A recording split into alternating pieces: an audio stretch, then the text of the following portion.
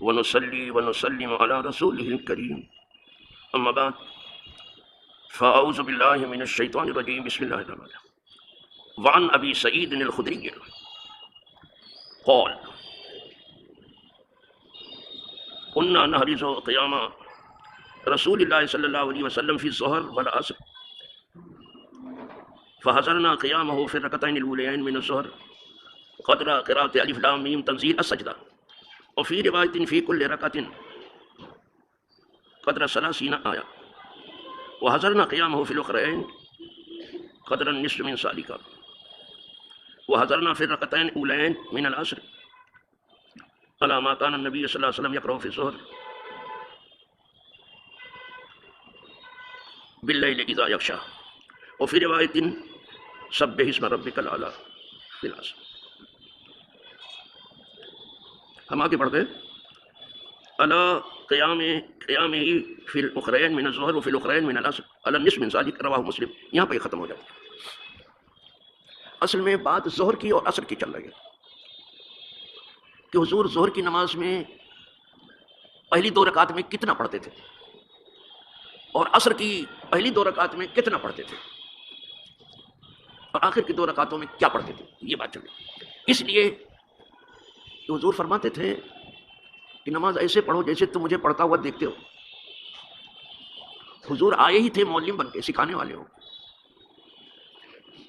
اس میں کسی کی بھی منمانی نہیں ہے کہ جیسے جی میں پڑھ لیں، ہم کو نماز پڑھنی جیسے چاہیں گے پڑھ لیں. نہیں، ہم ایسے نہیں پڑھ لیں گے، ایسے نہیں پڑھیں گے. جیسے حضور بتاتے ویسے ہی پڑھنا ہے. تو صحابہ اسی کو بتا رہے ہیں. یہ جناب ابو سعید خدری سے حدیث ہے. کہتے ہیں ہم اندازہ کرتے تھے رسول اللہ صلی اللہ علیہ وسلم کے قیام کا ظہر میں اور عصر میں.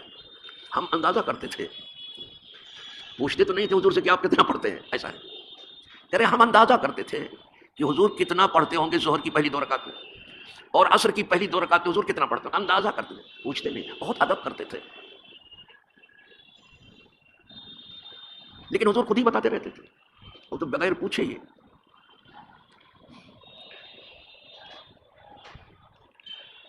اب کہہ رہے ہیں وحضرنا قیامہ فی الرکعتین الاولیین من الظہر.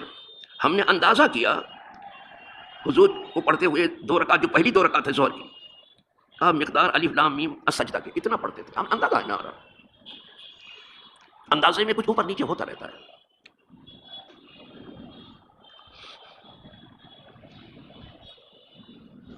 وفی روایت، اور ایک روایت میں فی کل رکعت قدر قیامہ فی الاخرین، وفی روایت فی کل رکعت قدر 30 آیہ. دوسری روایت میں ہے کہ حضور پہلی جو 2 رکعت ہے اس میں قریب 30 آیت کی مقدار پڑھ لیتے تھے. یعنی قیام پہلی 2 رکعتوں میں حضور کا طویل ہوتا تھا. بتائیں، پہلی میں سب سے زیادہ ہوتا تھا، دوسری میں کچھ اس سے کم ہوتا، اور تیسری اور چوتھی تو خالی پڑھتے ہیں زیادہ تر. لیکن بعض روایتوں میں ملے گا کہ ہر رکعت میں کراتا ہے.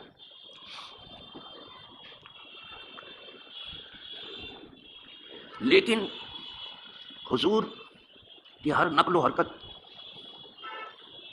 اتنی پیاری تھی کہ اگر سب کو آپ معجزہ کہیں تو کچھ تعجب کی بات.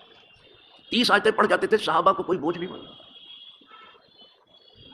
چاہے آہستہ حضور پڑھتے ہوں چاہے زور سے پڑھو، بوجھ نہیں. یہ حضور کا معجزہ تھا. 30 آیت کا مطلب کافی اچھا خاصا ہوا، لیکن کسی کو کچھ بوجھ نہیں. شاید اسی میں آئے گا آگے کہ کچھ لوگ کہتے ہیں کہ ادھر جماعت کھڑی ہو جاتی تھی اور ہم لوگ قضاء حاجت کے لیے باہر نکل جاتے تھے، پھر وہاں سے فارغ ہو کے آتے وضو کرتے تو پہلی میں پہنچ جاتے تھے. اب سمجھتے ہیں وہ نماز تھی. جتنی نیاز مندانہ ادائیں سب اس میں تھے. اب تو چل میں آیا، جتنی جلدی بھاگ سکو بھاگو.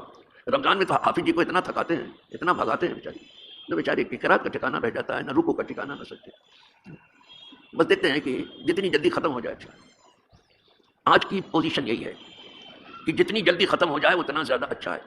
سرکار کے زمانے میں پوزیشن یہ تھی کہ اللہ کی بارگاہ میں جتنا وقت گزر جائے اچھا ہے. بس یہ فرق ہے. معاملہ جو ہے بالکل الٹ گیا ہے، اسی لیے نتیجہ بھی الٹ گیا ہے. جب ہمارا زمانہ عروج تھا تو لوگوں کی فکر تھی کہ جو بھی وقت خدا کی جناب میں لگ جائے وقت وہی ہے، جتنا زیادہ نماز میں وقت لگ جائے اچھا ہے۔ اب فکر یہ ہے جتنی جلدی نماز ہو جائے اچھا ہے، بلکہ پوچھتے کس مسجد میں جلدی نماز ہوتی ہے، اور قدرت کو معلوم ہے کہ کیا چاہتے ہیں وہ لوگ، کیوں چاہتے تھے کہ زیادہ سے زیادہ وقت اللہ کی بارگاہ میں ہمارا لگتا ہے۔ اس لیے کہ ایک عارف نے کہا ہے، بڑے مزے سے ایک بات کہی ہے، وہ کہتا ہے اوقات ہما بود کی بایار بسر رفت، باقی ہما بے حاصلی اور بے خیردی ہو۔ وقت تو وہی تھا جو دوست کے ساتھ گزر گیا، اور خدا سے بڑھ کے کون چاہنے والا آپ کا؟ وقت وہی ہے، جتنا گزر جائے اچھا ہے۔ کہا باقی اوقات، باقی جو ہے اس کا کوئی حاصل نہیں ہے، وہ بالکل وہ نادانی ہے، خیرت بے خردی بے عقلی۔ تو آج یہ حالت ہے سر۔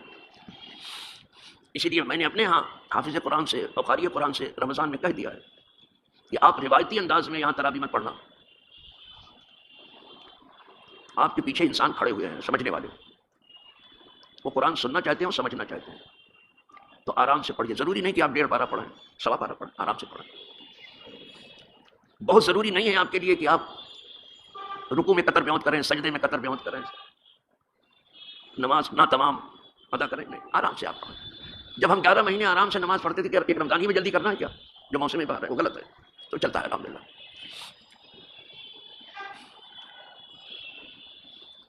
تو جب ہم اس جگہ سے گزرتے ہیں تو مجھے حیرت ہوتی ہے کہ صحابہ وہ نماز جو خاموشی سے پڑھ جاتی زہر اثر، اس میں اتنا ٹائم پہلی 2 رکعت پہ لیتے تھے، 30 آیت کی مقدار پڑھ لیتے تھے۔ اچھا صاحب، لیکن یہ حضور کا معجزہ، وہ بوجھ نہیں ہوتی تھی۔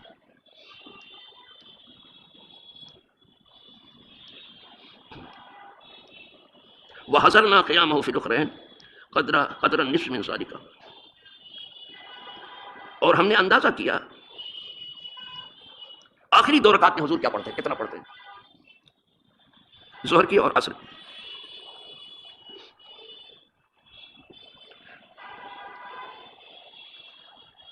کہا اس میں جو ہے صرف آدھا ٹائم، اس کا آدھا پڑھتے، پہلی 2 رکعت میں جو پڑھتے تھے اس کا آدھا۔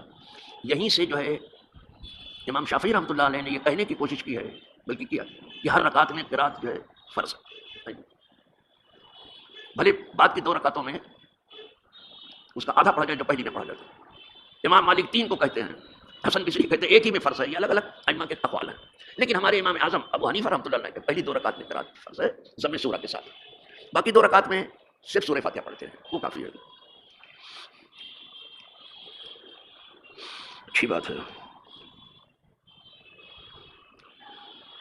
وَحَضَرْنَا فِي الرَّكْعَتَيْنِ الْأُولَيَيْنِ مِنَ الْعِصْرِ عَلَىٰ قَدْرِ قِيَامِهِ فِي الْأُخْرَيْنِ مِنَ الظُّهْرِ، اور ہم نے اندازہ کیا پہلی 2 رکعتوں میں عصر کی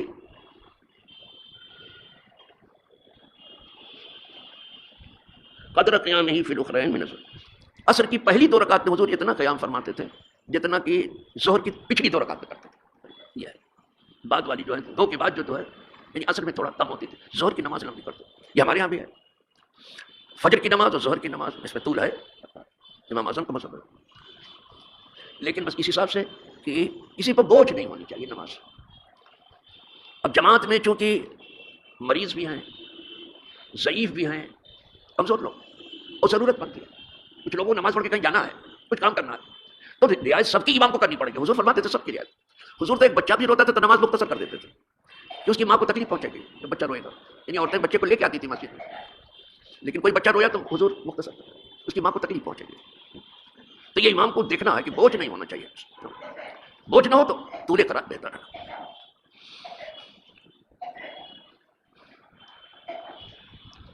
اور عصر کی آخری 2 رکعتوں میں اس کا آدھا پڑھتے تھے جو عصر کی پہلے 2 رکعتوں میں پڑھتے تھے۔ یہ ابو سعید خدری کی روایت ہے۔ یہاں سے جو ہم کو سبق مل رہا ہے حدیث سے وہ یہ ہے کہ بھلے خاموشی کے ساتھ نماز پڑھی جا رہی ظہر اور عصر کی، لیکن بندہ ادب سے کھڑا تو ہے اللہ کے حضور، اور ادب یہ ہے وقوموا للہ قانتین، جناب الہی میں فرما بردار ہو کے کھڑا رہنا چپ چاپ ادب سے امام کے پیچھے، یہ بہت بڑا ثواب ہے۔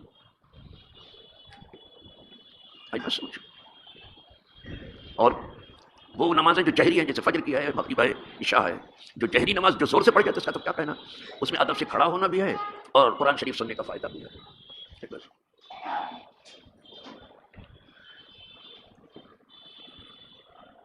ایک حدیث اور سن لیجیے، وعن جابر بن سمرہ قال قال النبی صلی اللہ علیہ وسلم یقرأ فی الظہر باللیل اذا یغشی، اور ایک روایت میں بسبح اسم ربک الاعلی، وفی العصر انہ ذالک، والصبح فی الصبح اطول من ذالک۔ یہ جابر بن سمرہ کہتے ہیں کہ فرمایا حضور صلی اللہ علیہ وسلم پڑھتے تھے ظہر کی نماز میں واللیل اذا یغشی، اب اندازہ بھی بتا دیا کہ بس اتنا پڑھتے تھے۔ تو اللہ کا فضل ہے، ہم خود کھڑے ہوتے تو ہم اتنا پڑھ لیتے ہیں، ہم جلدی ولدی نہیں کرتے، اسی لیے جو ہمارے یہاں آتا ہے دل سنبھال کر کے آتا ہے، اپنی کمر ومر ٹھیک کر کے آتا ہے۔ جب میں شروع میں آیا تھا، ایک صاحب ہمارے پاس تشریف لائے، مہمانوں میں سے تھے، کہنے لگے حضرت نماز بہت اچھی پڑھاتے ہیں آپ، اور سب پوچھا تو پہلے خوب تعریفیں کی، لیکن آپ کا رکوع بڑا لمبا ہوتا ہے، قرات لمبی ہوتی ہے، یہاں مہمانوں کی کمر کمزور ہے۔ میں نے کہا اسی لیے تو لمبا کرتا ہوں کہ اللہ اس کو مضبوط کر دے، وہی کمر جو ہے مضبوط ہوگی جو خدا کے آگے جھکتی ہے۔ تو آدمی کے سمجھ میں آ گیا، وہ دیوانہ نہیں تھا، سمجھ میں آپ بات اچھی کر رہے ہیں۔ میں نے کہا اسی لیے تو یہاں کمزور ہے نا مہمانوں کی کمر، اسی لیے لمبا کرتا ہوں کہ اللہ اس کمر کو بھی مضبوط کر دے۔ زیادہ دیر کھڑے رہو قدم کو مضبوط کرے گا، اور زیادہ جھکے رہو گے کمر کو مضبوط کر دے گا، اور پوری نماز میں جھکے ہو پیچھے رہے تو تمہیں خود ہی مضبوط کر دے گا۔ یہ نماز اسی لیے سمجھ گیا، بالکل آپ صحیح کہتے ہیں۔ تو ایسا ہے، تو حضور اتنا پڑھتے تھے، حضور پڑھتے تھے ظہر کی نماز واللیل اذا یغشی آخر تک، میں پڑھتا ہوں الحمدللہ۔ اور ایک روایت میں سبح اسم ربک الاعلی، یہ بھی میں پڑھتا ہوں، سبح اسم ربک، پوری سورہ پڑھ جاتا ہوں۔ اور عصر میں حضور قریب اتنا ہی پڑھتے، یعنی اس میں کچھ کم پڑھتے تھے لیکن قریب اتنا ہی پڑھتے تھے۔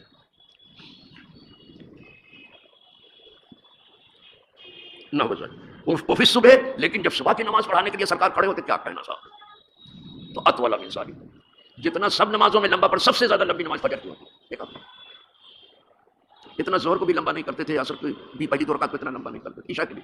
فجر کی نماز جب ہوتی تھی تو بہت لمبی نماز ہوتی، لیکن اتنی پیاری ہوتی صحابہ کہ جی چاہتے تھے حضور ایسے پڑھتے رہے، ہم سنتے رہے۔ اور جب کہیں سے کوئی پیاری آواز گونجتی تو آدمی سوچتا کہ یہ گونجتی ہی رہے، تو اسی میں غائب رہتا ہے، اس کو کچھ بوجھ نہیں معلوم ہوتا ہے، کچھ کسی کو بوجھ نہیں۔ فجر کی نماز لمبی پڑھتے، اور ظاہر ہے کہ فجر کی نماز شہود ملائکہ کا وقت ہے، رات کے جو ملائکہ ڈیوٹی پر ہیں وہ فجر کی نماز پڑھ کے ہی جاتے ہیں، اور دن کے جو فرشتے ہیں فجر کی نماز میں آ جاتے ہیں۔ یہی وقت ہے کہ دونوں فرشتے جو ہے موجود ہوتے ہیں، رات کے بھی اور دن کے، آدمی بھی موجود ہے، فرشتے بھی، معصوم بھی ہیں غیر معصوم، تو اللہ ان معصوموں کے صدقے میں سب کی قبول کر لے گا، اور خدا کرے ایسا ہی ہو جائے گی۔ اچھا چلو یہ دو حدیثیں سن لی، اس سے زیادہ نہیں سنائیں گے، تھوڑا تھوڑا سناتے ہیں تاکہ آپ کو یاد دے جائے۔ انہیں پہ اکتفا فرمائیے، آخر دعوانا الحمدللہ۔